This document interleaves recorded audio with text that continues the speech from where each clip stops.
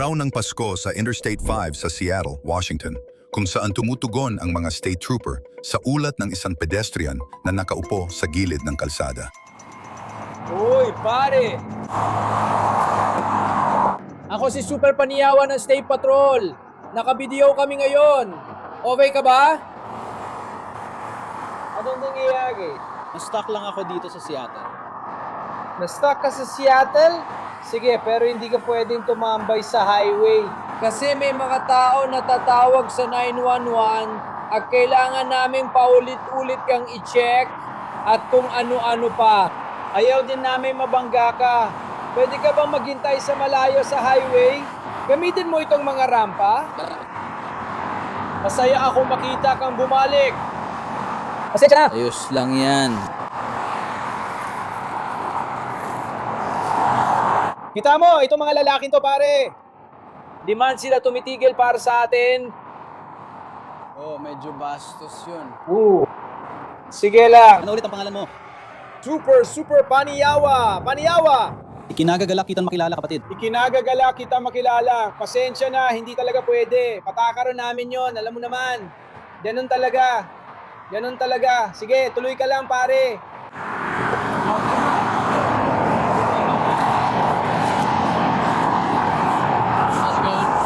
Kalaunan, kinilala ng mga opisyal ang lalaking nakikita dito bilang si Alexander Smith. 24 taong gulang na magalang na pinaalis. Ano pangalan mo? Dominic, ikinagagalak kitang makilala. Alex, ikinagagalak din kitang makilala. Dito tayo sa side na to. Dito tayo maglakad sa side na to. Habang naglalakad ka pa, alis. Pero mga 2 oras pagkatapos, si Alexander ay nagkaroon ng pangalawang engkwentro sa mga pulis matapos siyang makita sa highway. Uy, naaalala mo ako? May tiwala ka ba sa akin? Hindi. Wala akong tiwala sa kahit sino sa inyo. Sige, ilalayo ka namin sa freeway kasi ayokong mabangga ka ng kotse na tumatakbo ng 60 milya kada oras. Gets mo? Sinusubukan ko maging ligtas, kuya. Okay, pero hindi ka pwedeng manatili sa freeway. Naiintindihan mo? Ito lang ang paraan para ligtas ako. Kailangan mong maglakad sa kalsada ng lungsod na may mga sasakyan at sidewalk. Naiintindihan mo ba? Anong gusto mong gawin? Pwede ka naming ihatid palabas ng freeway. Saan ka kailangan pumunta? Saan ka kailangan pumunta? Kuya, Saan ka kailangan pumunta? Sabihin mo sa akin kasi sasaktan mo rin ako. masaya kami ihatid ka palabas ng freeway. Pwede ka naming dalhin kahit saan mo gusto. Hindi ninyo ako dadalhin kahit saan ko gusto. Kung gusto mo, ako ang alternatibo. Gusto mo bang mapusasan? Baliw ka.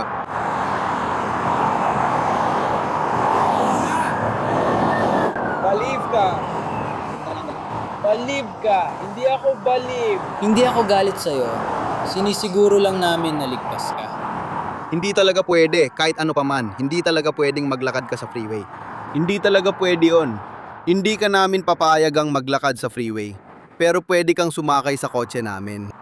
Hindi ka namin pipilitin sumakay sa kotse, pero papayagan ka namin sumakay sa mga kotse namin. Pwede ka naming dalhin kahit saan. Kung ayaw mo sumakay, pwede ka namin samahan sa kanang shoulder ng kalsada. Pwede kang maglakad papunta sa gilid na yon at susundan ka namin para siguradong ligtas ka. Sige ba? Maglalakad ka? Aalis ka na ba? Sige, pwede. Maghintay ka. Hanggang mapahinto muna niya ang trapiko. Para makatawid ako, Sandali lang, manatili ka lang dyan. Papatigilin namin lahat ng sasakyan dito. At kapag napahinto na namin sila, saka ka namin papatawirin papunta sa kanang gilid ng kalsada. Ayos ba?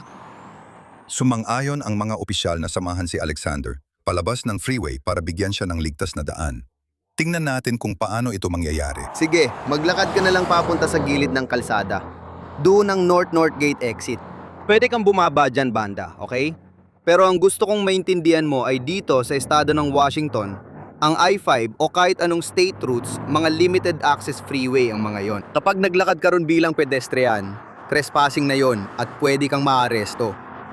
Ayaw namin mangyari yon at hindi yon ang inaalala namin. Gusto lang naming ligtas kang mailabas, okay? Halika na! Halika na! Halika na, halika na. Maglakad tayo papunta roon. Halika na. So, Halika na, lumapit ka.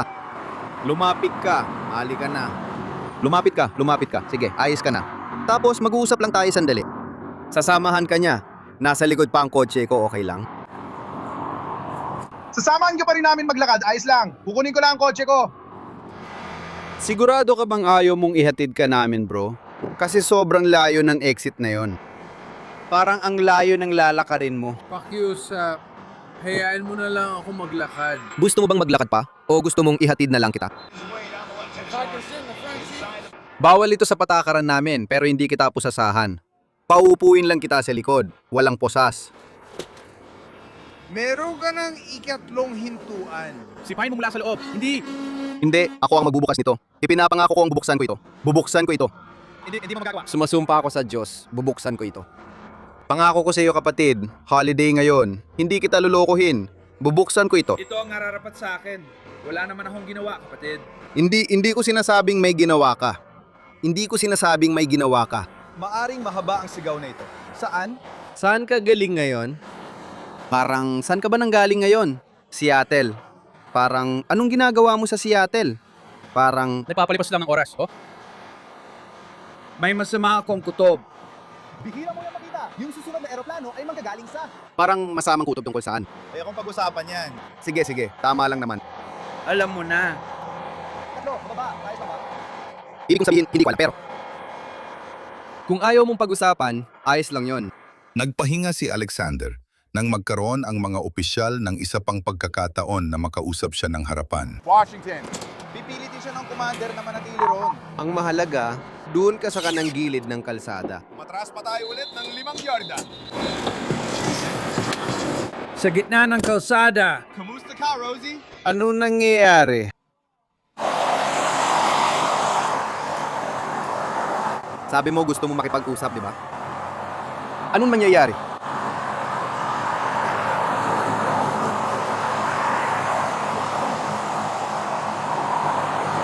Alam kong sinabi mong gusto mong makipag-usap. Ano, parang, ano ba ang gusto mong pag-usapan? Paano ba kami makakatulong? Hindi umaandar ang light rail. Tumatakbo na. Oo, umaandar na. Tuloy pa rin ang takbo nito. Gusto mo bang sumakay sa kotse ko? Pwede kitang ihatid sa North Gate Station o sa malapit sa Mount Rainier Terrace na yun na ang pinakahilagang kaya kong barating gamit ang sasakyan ko. Pasensya na, medyo pagod ako. Oo, alam ko. Naiintindihan ko naman. Sige lang. Alam ko na wala akong kwenta. Hindi Sinasaya ko lang ang oras nyo. mo sinasayang oras namin, kapatid. Trabaho namin to, alam mo yon. Kaya hindi mo sinasayang oras namin o kahit ano paman.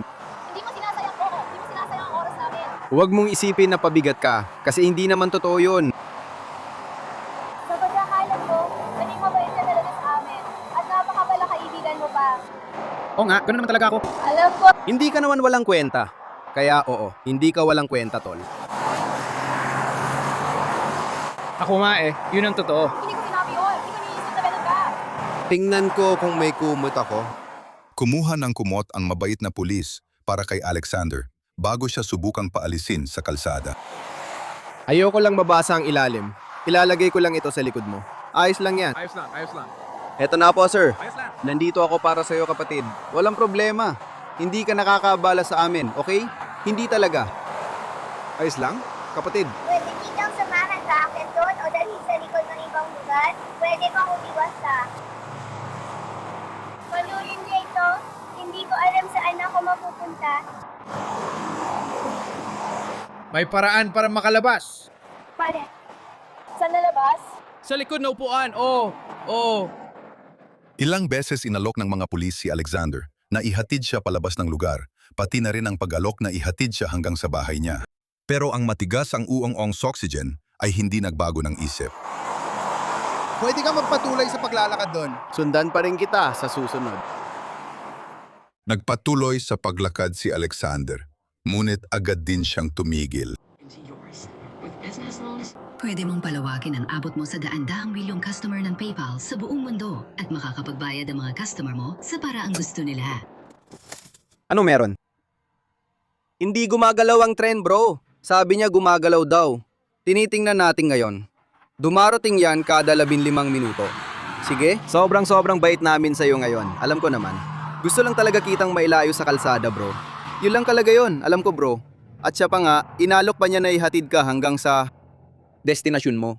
Sabi ng supervisor namin, pwede kanyang ihatid hanggang Stanwood. Kami, hindi namin kaya, pero siya kaya niya. Wala ka bang pera para sa tren? Wala akong pera. Pwede naman. Oo, kami na magbabayad niyan. Oo, kami na magbabayad niyan. Pero kailangan natin makarating doon, okay? Yun ang goal. Kailangan natin makarating doon. Okay, at hindi ko pwedeng hilingin sa'yo na tanggalin ang ticket namin. Pangako, kami na ang bahala sa ticket para sa tren, okay? Okay. Di naman mo pumunta sa istasyon mo, ha? Gusto mo bang pumasok muna sa likod, naupuan ng kotse para uminit ka? Kailangan ko lang makatawid. Tama. Pupunta lang tayo sa tren pero babayaran namin yon. Pasensya na, mahirap talaga ito. Hindi. Okay. Tanggapin, hindi. Hindi. Nag-alok ang mababait na pulis na bayaran ang pamasahe ni Alexander sa tren. Ngunit tumanggi pa rin ang 24 na taong gulang sa tulong. Napakabait niyo po. Hindi ko po yung deserve, okay? At naiintindihan ko po yon. Tama? Naiintindihan ko. Pwede mong sabihin na hindi mo deserve, pero may trabaho pa rin kaming kailangan gawin. At tungkulin pa rin navigation siguraduhin na ayos ka at protektahan ka. Okay? Hindi kami aalis dito. At pababayaan ka lang na maglakad-lakad. Okay? Tingnan mo, umaandar ang tren. Nakikita mo rin ba? Gumagalaw ito ngayon. Iyon ang dahilan. Naririnig mo ba ako? Ngayon, dalawa lang ang pagpipilian. Isasakay ka namin sa kotse o maglalakad ka palayo. Doon tayo ngayon, ha? Iyon na yun, okay? Tinitingnan ko lang. Okay ka lang. Tara, lakad pa tayo. Sige, sa susunod na lang. Gagawin ko, Sa susunod, baka kailangan na natin sa ilalim siya sa involuntary hold. Siya. Okay, kasi magiging sobre na ito. At halatang may pinagdadaanan siya. Ako. Ayoko masagasaan siya or may isa sa atin na masagasaan. Oo, ayos yan. Bantayan niyo mabuti si Alexander habang siya ay naglalakad bago maging delikado ang sitwasyon. Sa Tilima, your line dyan magsisimula ang Washington. Ano ang kabuuang opinion mo kay John St. John, Jimmy? Oy, tumigil ka! Oy, tumigil ka! Tumigil ka! May pedestrian dito mayang sa lane 1 ng main line. Tumakbo siya sa gitna ng kalsada. Kung pwede, magpadala ng isa pang unit. Hoy! Lumayo ka sa kalsada! Lumayo ka sa kalsada? Pakiusap, lumayo ka sa kalsada. Pakiusap! Pakiusap, tol! Pakiusap! Tigil! Pakiusap! Pakiusap, tumigil ka! Pakiusap! Pakiusap, tol! Tumigil ka! Tigil! Pakiusap! So binibigyan ko siya ng mga utos ngayon. Tumanggi siya. Lahat ng trapiko ay tumigil sa pangunahing daanan. Hoy! Pakiusap, tol! Tumigil ka! Pakiusap, tumigil ka!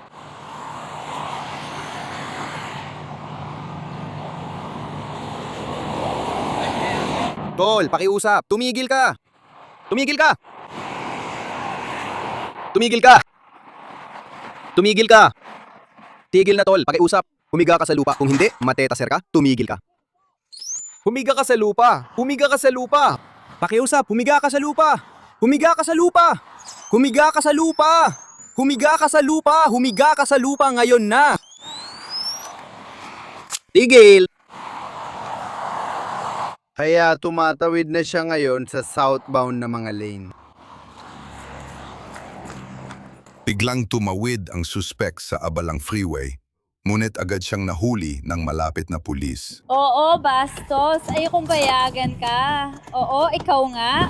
Dito, lumabas ka. Pakiusap, tol. Umalis ka sa kalsada. Pakiusap, tol. Pakiusap, tol. Diyos ko. Huwag! Huwag! Ready! Nakita mo yon, di ba? Hinila ng suspek ang pulis palayo sa sasakyan, sumakay sa driver's seat at mabilis tumakas. Nakunan ng isang kalapit na driver sa cellphone niya ang pangyayaring iyon. kaka-atake lang sa kanya. Oh, Alam ko. May kotse ng pulis sa kabila. hinila siya pababa sa lupa. Pulis yan! Yan ang pulis! Grabe, nagnakaw ba siya ng kotse? Oo, kakanakaw lang yan ng kotse.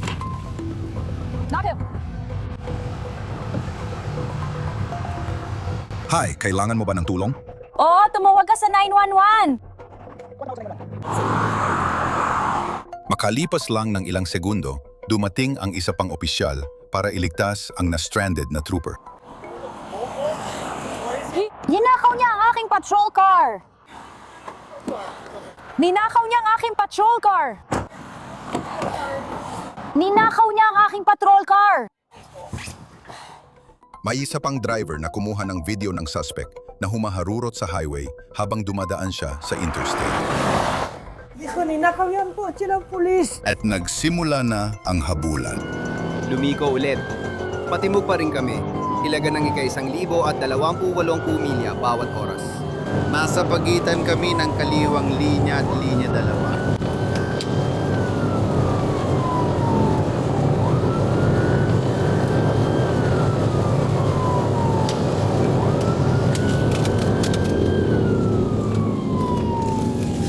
Gusto ko ayokong gawin sa'yo.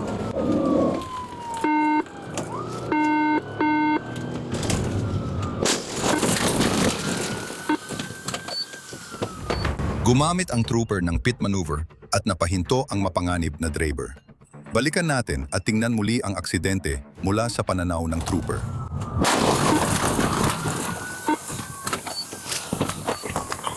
Sasakyan, pakilinya sa 100 at siyam 1,200.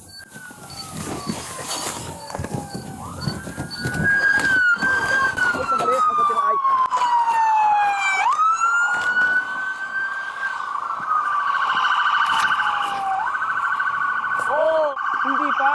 Kunya. Labas. Sa kotse, lumabas ka sa...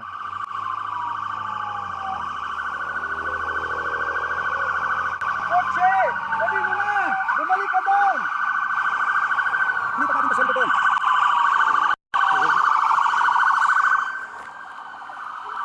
Makipag-away ka ba? Hindi ko alam kung ano sinasabi mo. Hindi ko alam kung ano pinag-uusapan mo. Bitawan mo ako! Lumayas ka! May taser ako! May taser ako! May taser ako! Taser! Lumabas ka! Mag-ingat ka! Gawin mo na ngayon! Humiga ka ng padapa! Humiga ka ng padapa! Taser! Taser! Gumamit ng taser ang isang opisyal sa suspect habang tinutulungan siya pigilan ng ibang pulis. Mateta, Sir Kaulis! Mateta, Sir Kaulis! Tinaser si Alexander sa pangalawang pagkakataon bago siya tuluyang nilagyan ng posas. Pare, mahina ang kuryente! Mahina ang kuryente sa kanya! Ilabas mo ang mga kamay mo! Mahina ang kuryente niya! Nataas ang shot nasa unahan ng kotse! Ilabas mo ang mga kamay mo! Ilabas ang mga kamay! May nagtangka bumaril sa akin! Kunin ang baril! Ina, may tumawag! Huwag hawakan nilong ko! Tama! Oo, kukunin ko sila! Yung salamin na may bubuyog! Mas mabuting manatili ka, ina. Lagay! Ang maling posa sa kanya. Nakuha niyo ba? Lagay niyo mga upuan! Nakuha niyo ba? Kumuha ka ng... County! Maging matatag! Kumuha ka ng kaunting tapang! Nakuha! Hoy, gamitin mo lang ang mga kamay mo. Manatili kang hindi gumagalaw. Pumwesto ka! Pumwesto ka! Pumwesto ka! Pumwesto ka! Sa pasto! Ikaw na rin posisyon! Oibi! Halika dito! Dugo! Oibi! Come here! Yo, bot! Suriin kung may dugo! Nakaparating ka bang tulong? Oo. Sige, bumalik ka. Ayos ka ba? Di ko alam, may iba pa pala doon. Oo, ayos pa naman kami, kaya ayos lang. Nasa truck siya, putang ina. Ayos naman ako sa kanya. Ayaw talaga niya sabihin sa atin ang pangalan niya kasi hindi siya proud dito. Pero sinabi ko sa kanya na wala namang masama doon. Sige pare, kailangan namin ng pangalan at petsa ng kapanganakan mo para ma-check ka namin. Pwede mo bang sabihin ang pangalan mo, pakiusap? Sabihin mo na lang sa amin ang pangalan mo kasi kailangan mo sabihin sa mga bumbero. Sige, check ka namin. Anong apelido mo? Smith.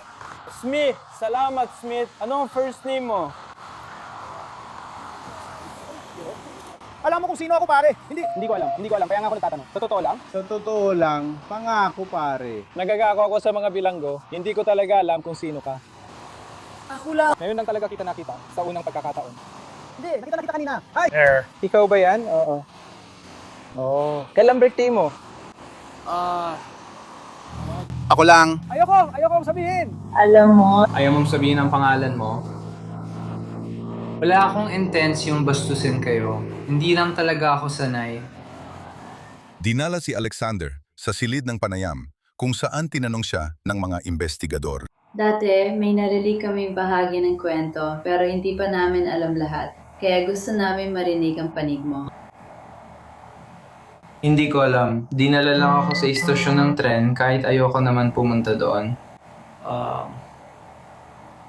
Para sa sarili kong dahilan. Kasi kapagamit ko lang ng shabu, di ba? Kaya parang paranoid ako at parang ang weird ng pakiramdam ko. Nangyayari talaga yan kapag gumagamit ka ng ganung bagay, di ba? Kaya at saka, nilapitan ka lang ng pulis. Hindi. Tinangkang i-taser niya ako kaya tumakbo ako. Natakot ako dahil ayokong mataser at hindi pa ako natataser noon. Natakot talaga ako sa totoo lang, sa buong sandali na yun, di ba? Natakot ako. Sige. Ibinagsak niya yung pulis kaya napunta sa lupa. Pwede mo ba yung kwento kung ano nangyari? Hinila ko siya palabas ng kotse. Gusto kong sumakay sa sasakyan at tumakas. Nagiging tapat lang ako. Salamat, pinakahalagahan namin ito. Ginawa ko nga yun. Sige. Alam mo, at humingi ako ng paumanhin, pero ginawa ko yun para sa makasarili kong dahilan. Tama ba? Inamin ni Alexander na gumamit siya ng droga, tumakas sa pulis at ninakaw ang patrol car. Sunod, nais malaman ng investigador ang tunay niyang layunin. Kaya ang intention mo doon, kung tama ang pagkakarili ko, ang intention mo ay gusto mong gamitin ang kotse para makaalis sa sitwasyon na yun. Para makauwi. Makauwi. Sige. Plano mo bang iuwi na lang yun? At yun ang plano. Pero parang, ano mangyayari pag uwi mo, di ba? Alam mo yun, pero parang pag-uwi mo sa bahay, may mga polis kang nakasunod, kaya hindi ko talaga napag-isipan ng mabuti. Sa totoo lang, hindi ko talaga yon napag-isipang mabuti. Isa iyong pagkakamali.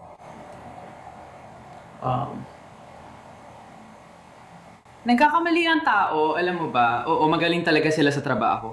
Magaling talaga sila doon. Oo, yung lalaking gumangga sa akin para mapahinto ako, grabe ginawa niya. Parang lumilipad na ako, di ba?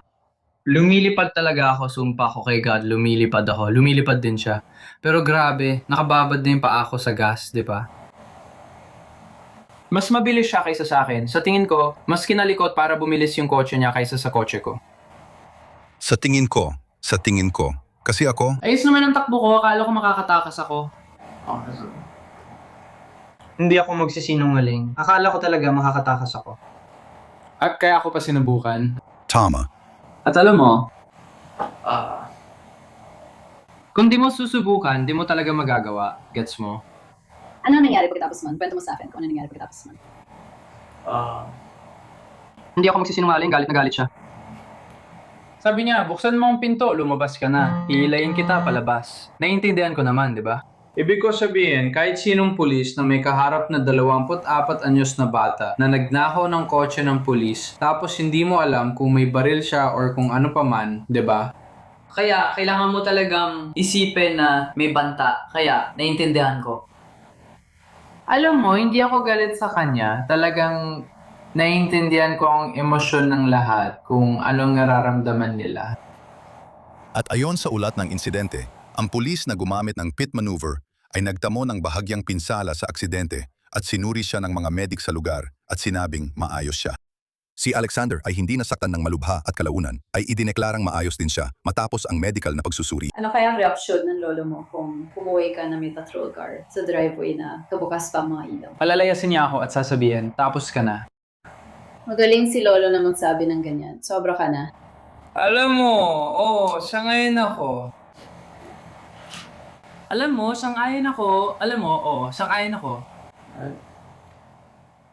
Si Alexander ay kinasuhan ng second-degree robbery, third-degree na pananakit, pagnanakaw ng sasakyan, pagtakas sa humahabol na sasakyan ng pulis, at driving while under the influence.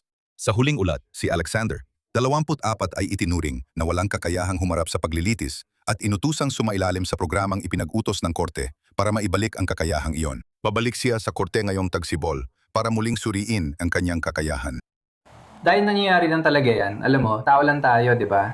Tao lang tayo. Lahat may emosyon at takot. Minsan, pati mga pulis nakakatakot din, di ba? Mag-subscribe na yon para makita agad ang latest na balita mula sa Law and Crime Bodycam.